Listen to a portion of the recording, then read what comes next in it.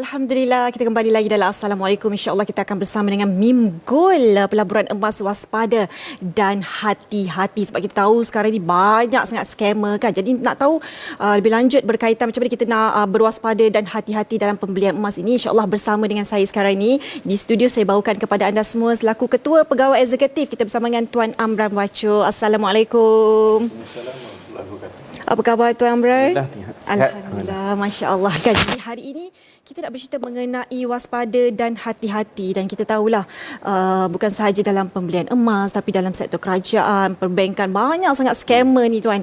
Jadi bagaimana agaknya kita nak pastikan terutamanya rakyat ataupun masyarakat supaya tak tertipu dalam pembelian emas ni? Macam mana kita tahu itu scammer ataupun betul sebenarnya? Okey, bismillahirrahmanirrahim. Terima kasih Puan Dewi. Terima kasih kepada semua penonton Al-Hijrah yang setia menonton. Assalamualaikum. Dan hari ini kita berkongsi berkenaan sesi Mimgol and Jewellery, yang mana hari ini saya nak kongsi berkenaan dengan pelaburan emas, waspada dan hati-hati.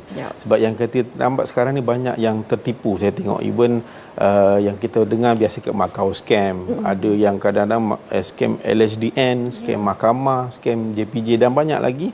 Tapi yang baru-baru ni rasa 3 hari lepas ada berita berkenaan dengan daripada Jabatan Siasatan Jenayah Komersial JSJK Bukit Aman yang mengatakan bahawa hampir 1.2 bilion ringgit yang telah ditipu dari segi amount wang lah yang telah lesap. Kemudian baru-baru ni kita tengok belanjawan negara pada Jumaat lepas ada dinyatakan bahawa peruntukan sebanyak 20 juta yang menunjukkan 20 juta kepada Pusat Respons Scam Kebangsaan, yang mana kita nampak kerajaan Malaysia pun mengambil berat berkenaan dengan isu ni. So bila kita kata berkenaan waspada dan hati-hati, maka pentingnya maknanya kita faham yang ilmu dan juga penerangan pengetahuan tentang emas ni, kita kena pengetahuan berkenaan dengan scam ni kita kena faham. Yang mana saya share 4 je lah ciri-ciri dia. Satu, dia janji keuntungan luar biasa dan hadiah yang kita agak ganjil hadiah dia. Sebab biasanya kalau keuntungan luar biasa ni dia cakap kita ni tak ada risiko pelaburan, kemudian dalam masa singkat kita ada keuntungan. Sebab kita ni naluri kita ni kita nak untung. Untung. Tapi kita kena ingat bahawa keuntungan tu kadang-kadang kita kena berhati-hati, sebab bila kita dijanjikan keuntungan yang cepat dalam masa yang singkat tanpa risiko, itu kita minta berhati-hati dan waspada. Kita kena cek betul-betul. Kemudian yang kita nampak yang kedua, ciri-ciri adalah tekanan waktu. Kadang-kadang di call kita dalam keadaan singkat kita kena selesaikan. Contoh, kita kena kadang-kadang saya di call ada mahkamah. Call saya hari Sabtu. Macam tak kena pula mahkamah buka hari Sabtu kan. Tapi dia cakap kita kena ada bayar sesuatu denda, kena cepat. Kalau tidak kita kena denda dan sebagainya, menakut-nakutkan kita. Itu adalah ciri-ciri scammer lah. Yang mana tekanan waktu dan juga tekanan dari segi kewangan tu, dia tekan kita suruh buat cepat dalam masa yang singkat, sehingga kan banyak orang yang tidak berfikir secara panjang. Dia takut dan dibuat. So itu pun salah satu cara. Sebab rasanya kalau katalah kerajaan kata satu penguatkuasa ni call kita, biasanya jarang di call, biasanya ada surat. Itu kena faham. Kemudian yang ketiga, yang biasanya kalau ada scammer ni dia minta informasi maklumat peribadi kita yang sensitif. Contoh, nombor kad ATM, nombor akaun bank dia minta kita. Even kadang-kadang password pun dia minta. Kadang-kadang kita rasa macam kita boleh elakkan benda tu, tapi ada lagi yang terkena. Tu yang kita minta, kalau boleh apa-apa maklumat yang diminta oleh scammer ni jangan bagi. Tu memang kena, biasa saya letak telefon lah, saya galakkan. Kemudian yang seterusnya, saya pun hampir terkena baru ni. Dia bagi saya satu barang tu terlalu murah. Terlalu murah ni, kita tengok boleh ke harga sekian-sekian ni kan. So kita kena berfikir secara logik.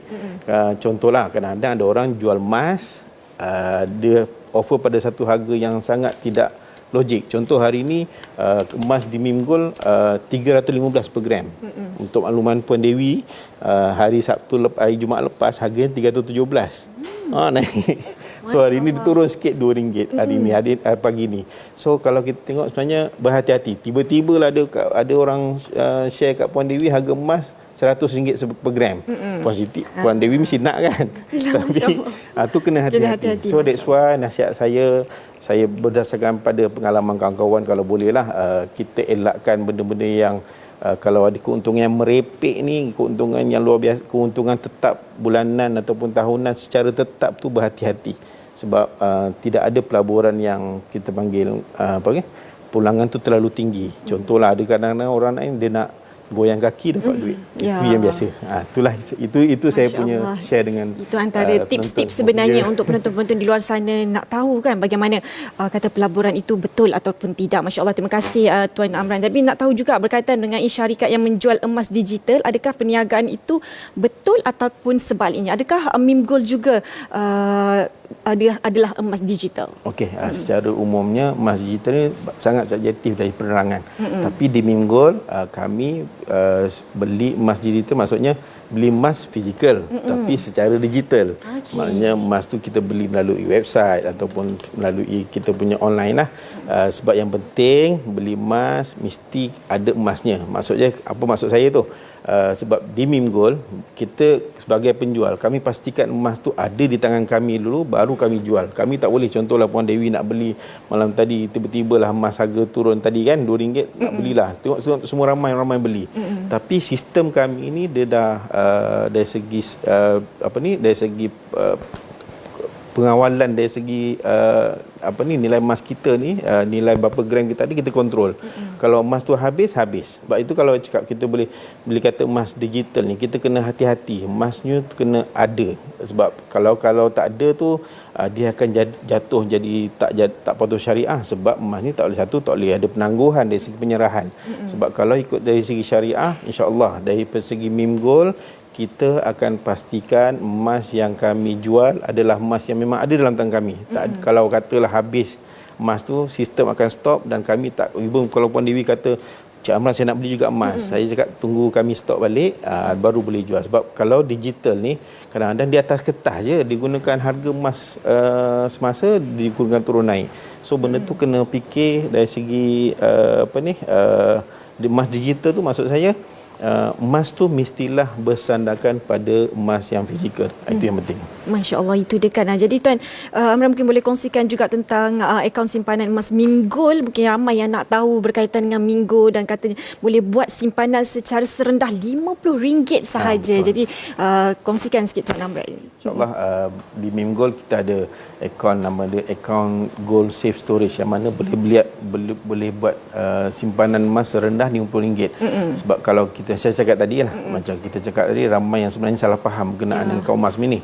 Akaun simpanan emas ini yang di Mim Gold, kami nak bagi tuan-tuan dan puan-puan penonton semua faham yang emas digital, yang kata digital adalah emas yang di Mim Gold adalah emas yang bersandarkan pada emas yang fizikal. Maknanya kalau nak buat pengeluaran tu bila-bila masa. Contoh Puan Dewi datang kat HQ Mim Gold di Shah Alam, beli 5 gram, terus dapat 5 gram tu. Kita tak ada Puan Dewi minggu depan ni tak boleh. Benda tu kena ada di simpanan kami untuk memudahkan. Yalah, Puan Dewi beli 5 gram, so dapat 5 gram. Tu kita kena pastikan yang dari segi syariah tu emas tu kena ada. Tak boleh tak adalah Puan Dewi kena minggu depan. Tak boleh. Kena ada dan juga kita tak boleh tahan-tahan. Masya Allah. Itu dia kan. Jadi mungkin kalau bagaimana penonton-penonton di luar sana yang nak berminat lebih tahu lebih lanjut lagi berkaitan dengan Mim Gold, ke mana agaknya mereka nak pergi atau rujukan daripada Mim Gold itu sendiri? Dari segi rujukan, macam Puan Dewi cakap tadi, kita ada di website Mim Gold, mim.com.my, yang mana kalau sosial media pun boleh tengok juga kat mana Mim Gold HQ. Mim Gold HQ. Macam saya cakap, ada orang sebut M. Dia kena huruf mim, Mim Gold. So Mim Gold ni kita boleh cek juga dekat dekat website tadi, dengan sosial media, dan juga insya-Allah pada hari 19 hari bulan ni kita akan berada di mana kita akan berada di Kompleks Islam Darul Faizin, Bandar Baru Kedah pada 19 Oktober. Yang mana ketika itu kita ada buka booth, so mana-mana penonton-penonton yang berdekatan ataupun yang berminat nak tahu berkenaan dengan Mim Gold, boleh lawat kami di Kompleks Islam Darul Faizin, yang mana masa tu ada majlis lantunan mahabbah Rasulullah sallallahu alaihi wasallam. So sempena dengan tu kita buka booth, insya-Allah kita akan berada di sana. Untuk kita share dengan penonton-penonton semualah. Masya-Allah, itu dia kan. Nak tahu lebih lanjut ada nombor yang tertera di kaca TV anda sekarang ini, ambil segera untuk kita tahu lagi berkaitan dengan BIM. Mungkin yang terakhir sekali, mungkin Tuan Amran mungkin boleh kongsikan juga kata-kata terakhir untuk pelanggan-pelanggan ataupun mereka yang baru lagi berjinak-jinak dalam pelaburan emas ni, yang nak tahu berkaitan dengan emas ni. InsyaAllah di MIM Gold kita akan menggalakkan penyimpan-penyimpan emas kita ni menyimpan emas dengan ilmu, kena ada kefahaman. Macam kita share tadi berkenaan dengan ilmu-ilmu berkenaan dengan simpanan emas dan manfaat dia.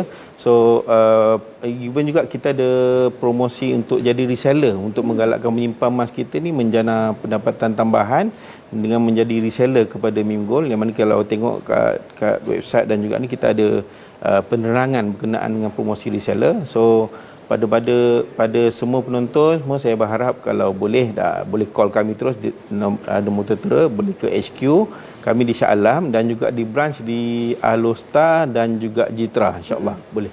Okay, boleh saya kongsikan di sinilah tagline kita, kalau ingat emas, ingatlah MIM. Masya-Allah, kalau ingat emas, ingatlah MIM kan. Jadi seperti mana yang Tuan Amran kata, kalau nak beli emas kena ada ilmu. Masya-Allah. Jadi boleh pergi ke nombor yang tertera di kaca TV anda sekarang ni kan, macam-macam yang kita boleh dapat ilmu berkaitan dengan pelaburan emas. Terima kasih Tuan Amran Bachut selaku Ketua Pegawai Eksekutif. Terima kasih banyak-banyak kerana bersama dengan kami, masya-Allah. Dan kita nak berehat dulu seketika, kembali lagi selepas ini. InsyaAllah.